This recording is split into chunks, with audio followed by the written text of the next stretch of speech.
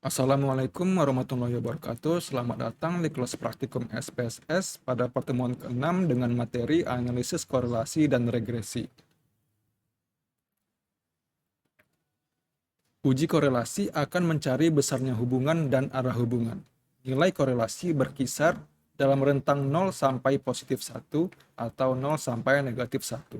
Tanda positif dan negatif menunjukkan arah hubungan.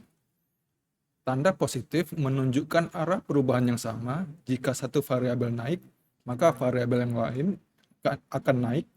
Demikian pula sebaliknya, tanda negatif menunjukkan arah perubahan yang berlawanan. Jika satu variabel naik, maka variabel yang lain akan turun.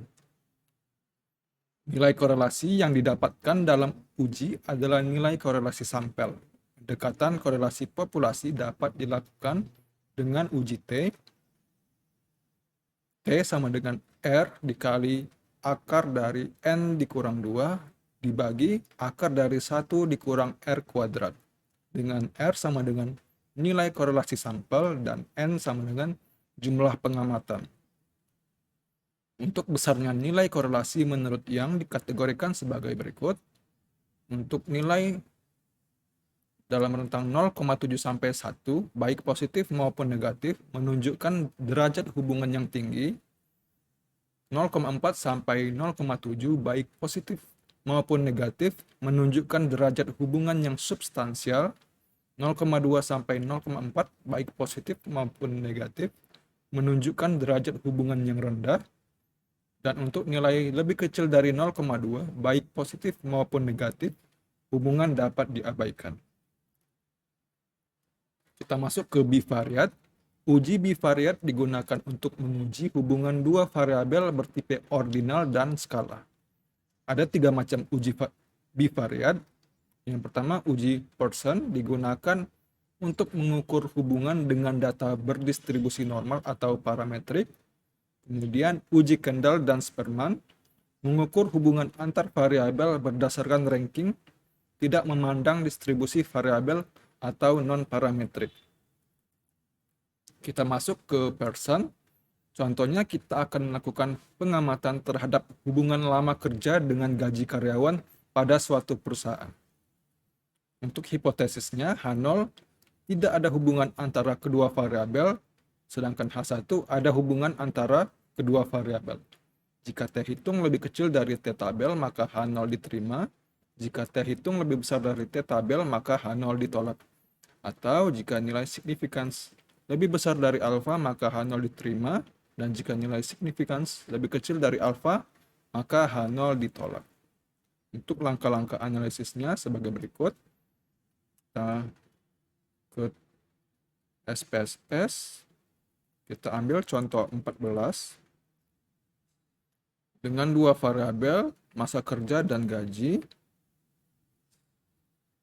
Untuk melakukan analisisnya, kita ke Analyze, kemudian Correlate, kita klik bivariat.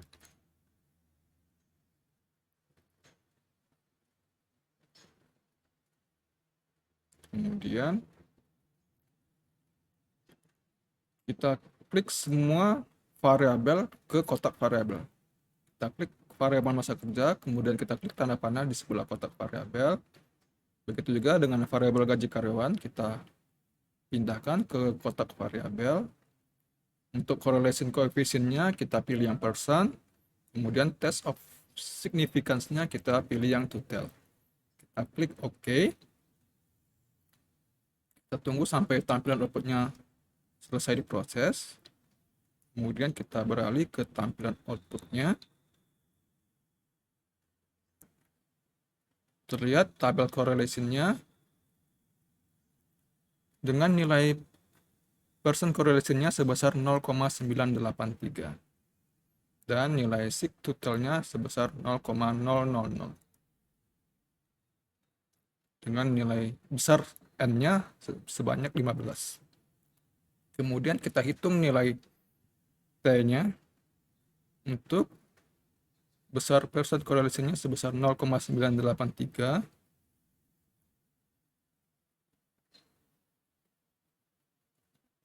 Jadi R-nya 0,983 dan N-nya sebanyak 15, maka T hitungnya sebesar 19,3. Kita lihat nilai T tabelnya.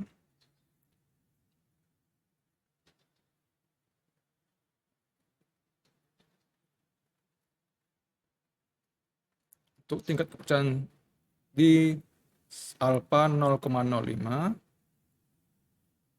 maka T tabelnya sebesar 2,16.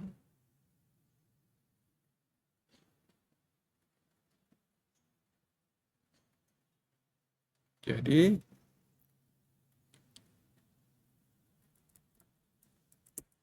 T hitung lebih besar dari T tabel.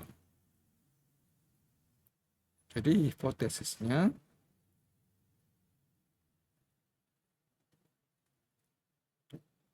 H0 ditolak, dengan kata lain ada hubungan antara kedua variabel.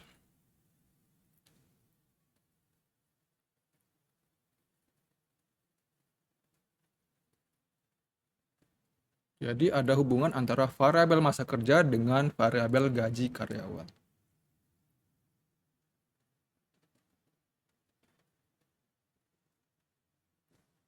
Kemudian kita masuk ke Kendall dan Sperman.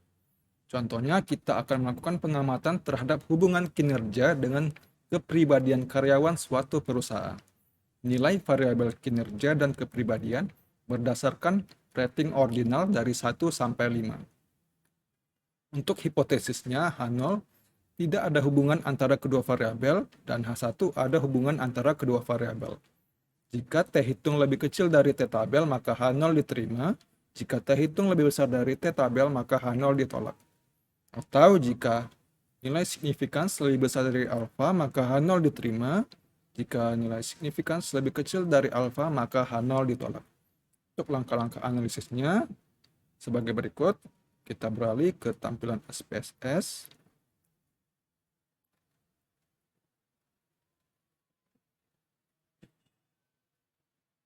Kita ambil contoh 15 dengan dua variabel kinerja dan kepribadian. Kemudian untuk melakukan analisisnya kita ke Analyze, Correlate, kemudian klik Bivariate. Kita klik semua variabel sehingga berpindah ke kotak variabel.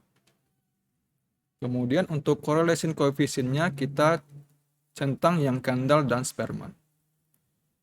Untuk yang persennya kita hilangkan centangnya. Kita klik OK. Kemudian kita beralih ke tampilan output-nya.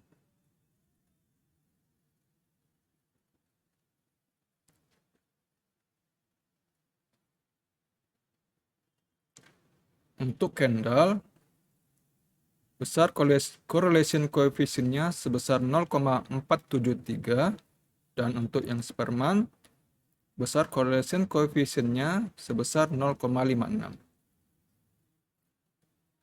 Untuk sigtotal Kendall sebesar 0,036 dan untuk yang Sperman nilai sigtotalnya sebesar 0,03. Kita lihat yang Kendall correlation coefficient-nya 0,473.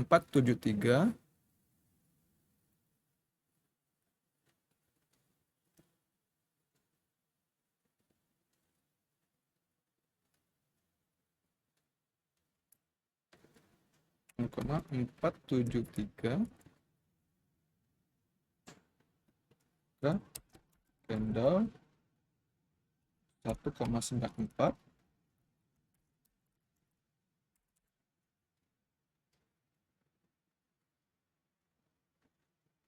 Untuk yang Sperman-nya 0,56.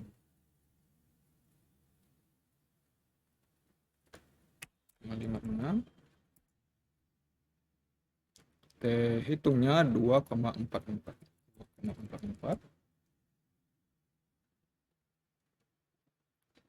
Untuk T tabelnya 2,16.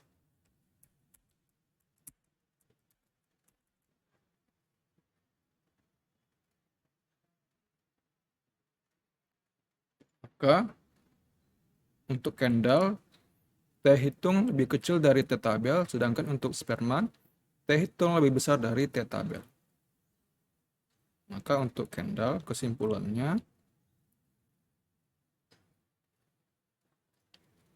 H0 diterima, jadi tidak ada hubungan antara kedua variabel, sedangkan untuk yang uji Spearman, ada hubungan antara kedua variabel. Kemudian kita lihat nilai signifikansinya.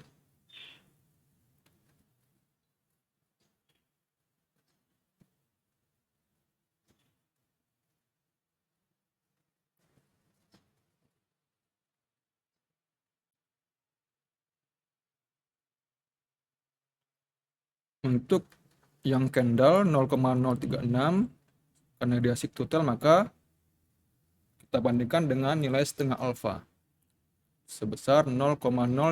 Jadi sigtotal untuk Kendall lebih besar dari setengah alfa, dan untuk yang Spearman 0,03 lebih besar dari 0,025. Jadi Spearman juga nilai sigtotalnya lebih besar dari setengah alfa. Maka hipotesisnya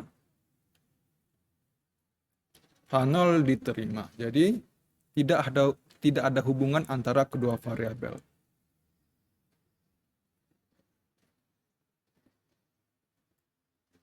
Jadi tidak ada hubungan antara variabel kinerja dengan variabel kepribadian. Kita beralih ke parsial. Uji parsial digunakan untuk menguji hubungan dua variabel dengan mengeluarkan variabel lain atau variabel kontrol yang berpengaruh terhadap korelasi. Contohnya, kita akan melakukan pengamatan hubungan antara gaji, prestasi, dan lama kerja pada suatu perusahaan. Hipotesisnya H0 tidak ada hubungan antara kedua variabel dengan variabel kontrol, dan H1 ada hubungan antara kedua variabel dengan variabel kontrol. Jika signifikans lebih besar dari alfa, maka H0 diterima. Jika signifikans lebih kecil dari alfa, maka H0 ditolak. Untuk langkah-langkah analisisnya sebagai berikut. Kita beralih ke tampilan SPSS. Kita ambil contoh 16.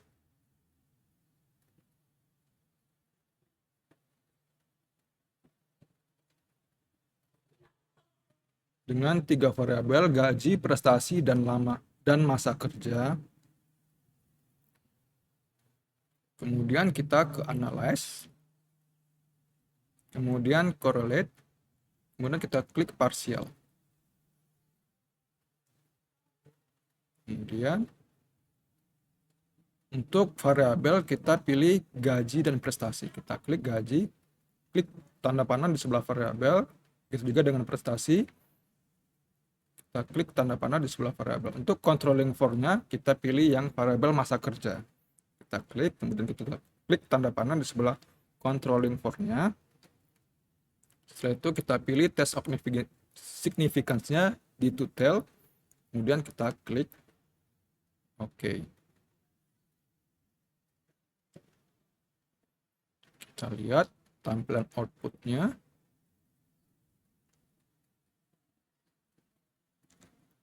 Lihat tabel correlation-nya dengan besar correlation-nya sebesar 0,502. Jadi ada hubungan substansial. Kemudian nilai significance totalnya sebesar 0,067, karena total maka dibandingkan dengan nilai setengah alfa 0,025. Jadi nilai significance totalnya lebih besar dari setengah alfa. Maka untuk hipotesisnya H0 diterima. Jadi tidak ada hubungan antara kedua variabel dengan variabel kontrol. Jadi tidak ada hubungan antara variabel gaji dan prestasi terhadap masa kerja.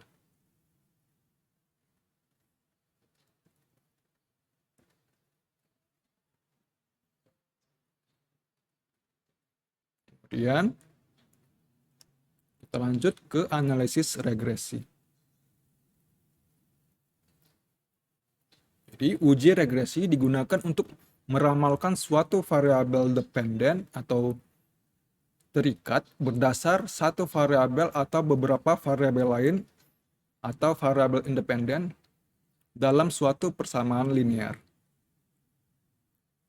Jadi, untuk persamaan linear dengan satu variabel independen, Y sama dengan A ditambah B kali X, dan untuk persamaan linear dengan beberapa variabel independen atau bebas, Y sama dengan A ditambah B1 dikali X1 tambah B2 dikali X2 ditambah sampai Bn dikali Xn dengan Y sama dengan variabel dependen atau variabel terikat, X sama dengan variabel independen atau variabel bebas, dan A konstanta atau perpotongan garis pada sumbu Y, dan B sama adalah koefisien regresi.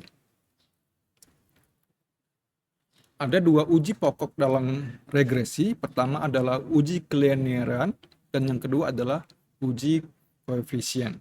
Regresi dengan beberapa variabel bebas atau independen biasanya juga mensyaratkan uji autokorelasi. Autokorelasi adalah terjadinya hubungan antara variabel independen atau variabel bebas. Hubungan tersebut tidak diperkenankan. Uji autokorelasi dapat dilakukan dengan pengujian Durbin-Watson sebagai berikut. Untuk nilai dW di antara 1,65 sampai 2,35 tidak terjadi autokorelasi, dan untuk nilai dW di antara 1,21 sampai 1,65 atau di antara 2,35 sampai 2,79 maka tidak dapat disimpulkan, dan untuk nilai dW lebih kecil dari 1,21 atau lebih besar dari 2,79 maka terjadi autokorelasi. Di samping itu perlu uji kolinearitas untuk mengetahui apakah terjadi heterokedastisitas atau tidak. Heterokedastisitas harus tidak terjadi sehingga varian kesalahan harus konstan pada case dan variabel independen dari model. Heterokedastisitas tidak terjadi bila nilai VIF lebih kecil dari 2.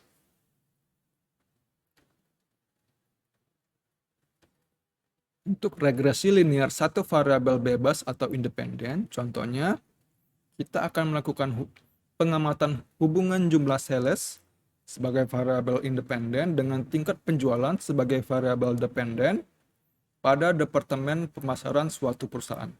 Untuk langkah-langkah analisisnya sebagai berikut.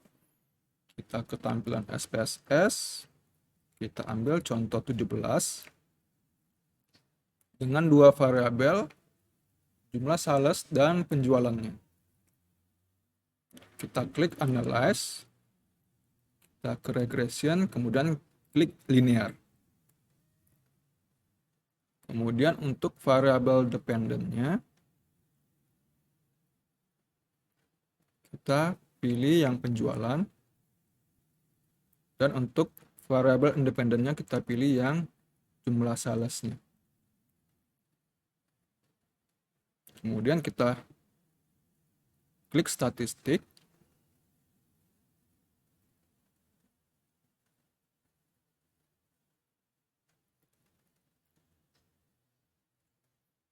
Kemudian untuk regression coefficientnya kita pilih estimate dan model fit. Kemudian untuk residualnya kita pilih yang Durbin-Watson. Klik continue. Kemudian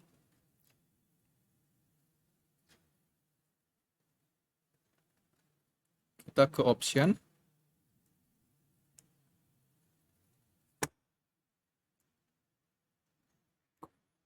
Option.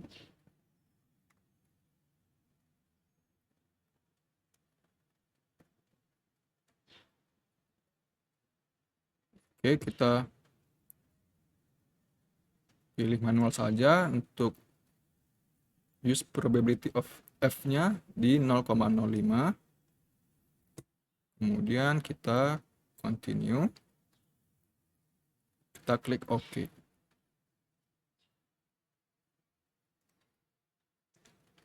Kita tunggu sampai proses tampilan outputnya selesai.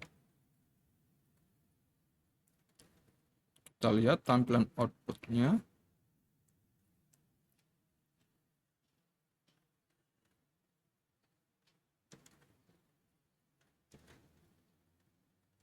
Oke. Koefisien korelasinya sebesar 0,998. Jadi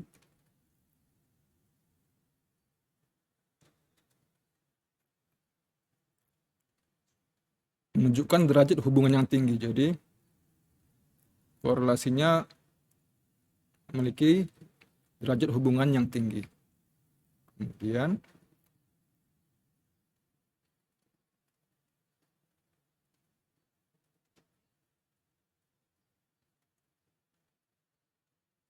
kita lihat untuk ANOVA-nya.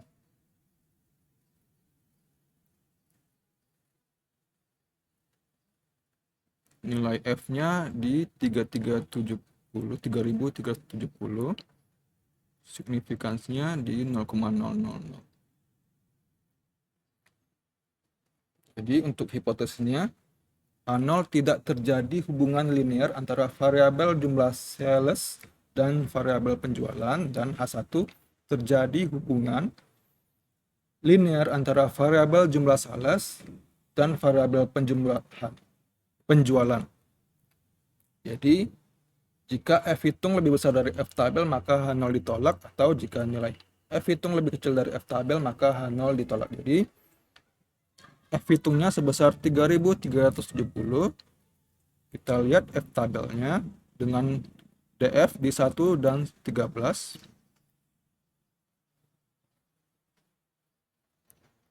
Kita lihat F tabelnya.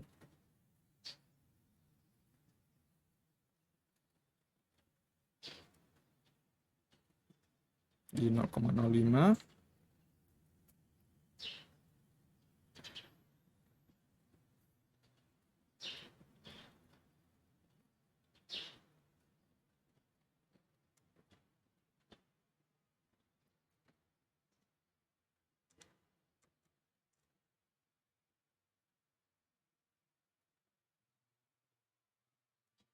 DF-nya 1 dan 13.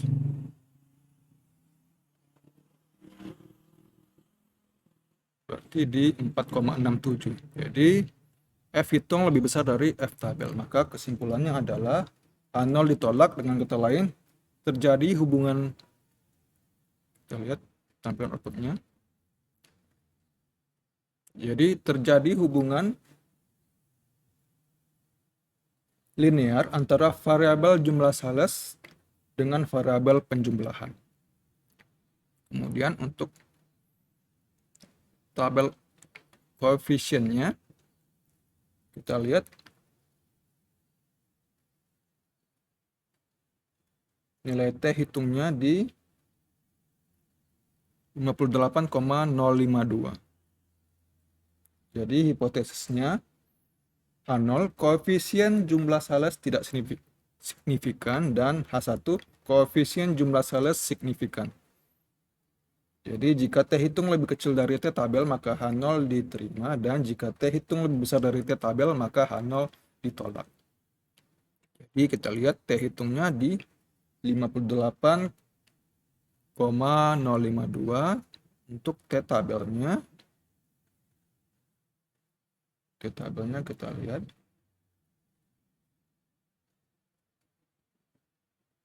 T tabel berarti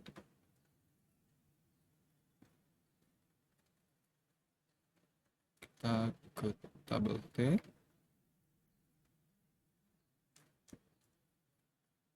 Alfanya 0,05 di 2,16. Maka T hitung lebih besar dari T tabel. Jadi kesimpulannya adalah H0 ditolak, dengan kata lain koefisien jumlah sales signifikan.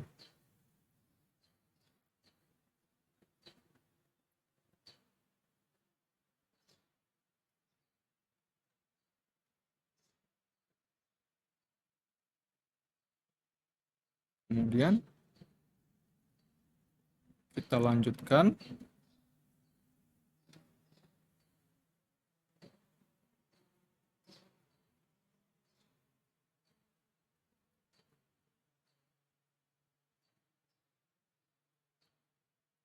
Ke regresi linear beberapa variabel independen.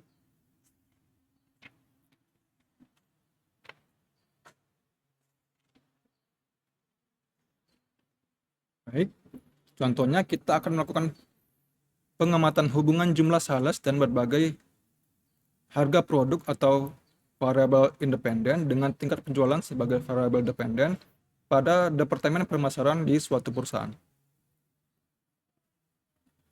Baik, sebelum lanjut kita lihat dulu tadi tampilan outputnya untuk yang regresi linear satu variabel tadi.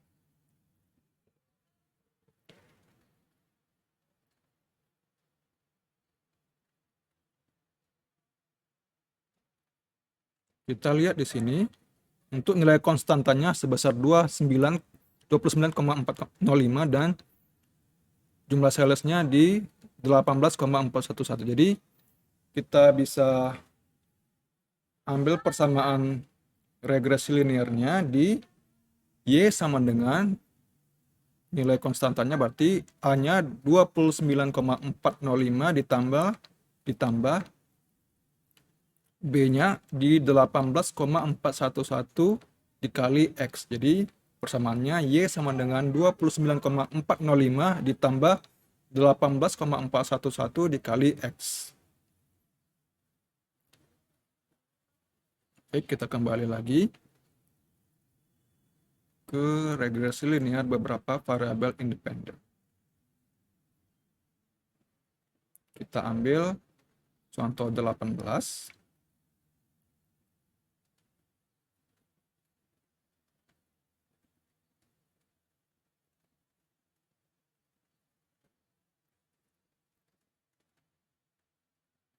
Dengan 3 variabel jumlah sales, harga, dan penjualan. Kemudian kita ke analyze, kemudian regression, kita klik linear. Kemudian untuk variabel dependennya kita pilih penjualan, dan untuk variabel independennya kita pilih jumlah sales dan harga produk.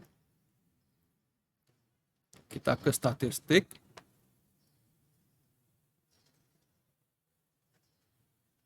kemudian statistik,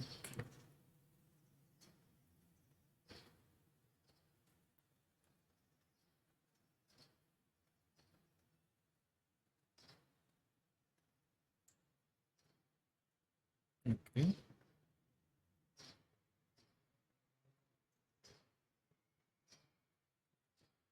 Untuk regression coefficient-nya kita centang yang estimate, kemudian model fit, kemudian kita centang di collinearity diagnostiknya, kemudian untuk residuals-nya kita centang di Durbin Watson.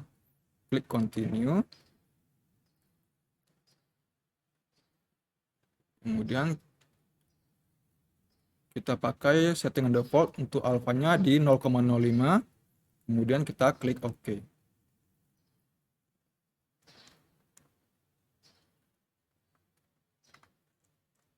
Kemudian kita lihat tampilan outputnya.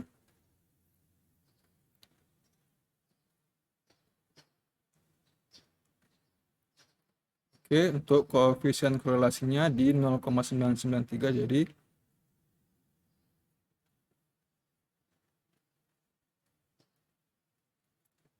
menunjukkan derajat hubungan yang tinggi. Kemudian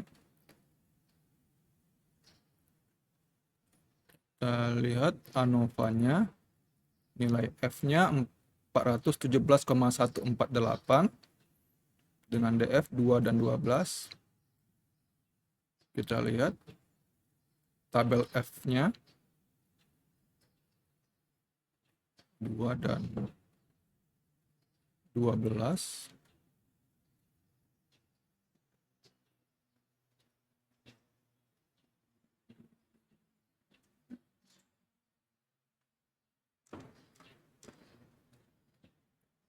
2 dan 12 seperti di 3,89.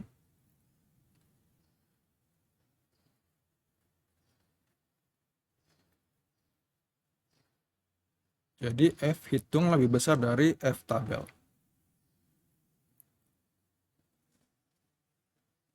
Maka jika F hitung lebih besar dari F tabel, A0 ditolak. Dengan kata lain, terjadi hubungan linear antara variabel jumlah sales dan harga dengan variabel dependennya, yaitu penjualan. Kemudian kita ke tabel koefisiennya.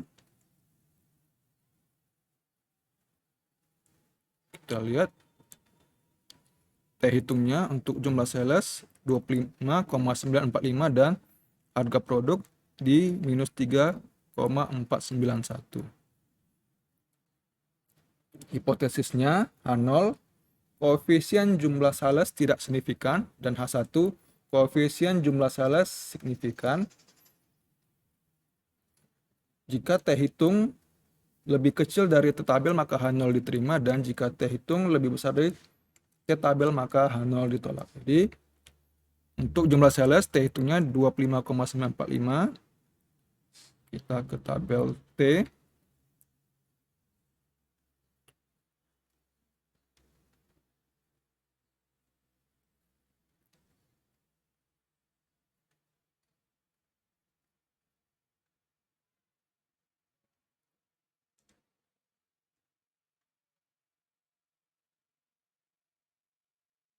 Di sini di 2,16.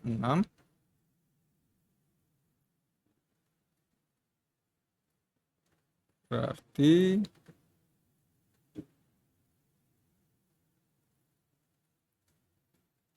T hitung untuk jumlah sales lebih besar dari T tabel, dan T hitung kita mutlakkan, jika negatif maka kita mutlakkan nilainya, jadi 3,491 lebih besar dari nilai T tabel.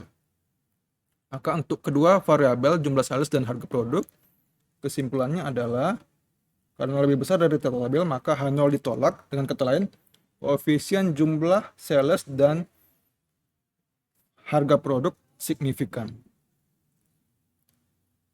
Baik, untuk model persamaan regresi linearnya, kita lihat nilai konstantanya 60,444, jumlah sales 11,313, dan harga produk negatif 0,396. Jadi persamaannya adalah Y sama dengan 60,444 ditambah 11,313 dikali X1 dikurang 0,396 dikali X2.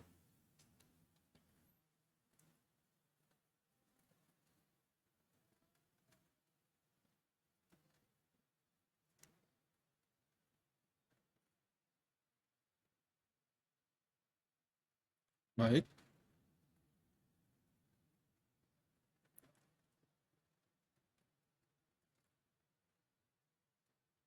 Sampai di sini pertemuan kali ini. Silakan dipraktekkan di perangkat masing-masing. Untuk file contoh silakan download di kolom deskripsi di bawah.